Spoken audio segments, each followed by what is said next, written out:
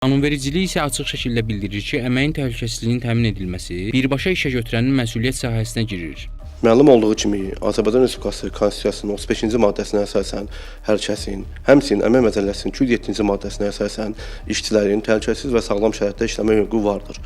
Əmək Məcəlləsinin 54-cü maddəsinin 1-ci hissəsinə əsasən işçilər tərəfindən əmək funksiyasının yerinə yetirilməsi üçün işə götürən əmək mühafizəsi, texniki təhlükəsizlik normalarının gözlənilməsini təmin etməlidir. Əmək Məcəlləsinin 215-ci maddəsinə əsasən müəssisənin mülkiyyətçisi və işə götürəni işçilərin iş yerlərində əmək mühafizəsi normalarının və qaydalarının yerinə yetirilməsinə bilavasitə cavabdehdirlər və əmək mühafizəsi normalarının, standartların və qaydaların bütün tələblərinə əməl edilməsini, binaların, qurğuların, texnoloji proseslərin və avadanlığın təhlükəsizliyinə riayət edilməsini və sair tədbirlərin həyata keçirilməsini təmin etməlidirlər.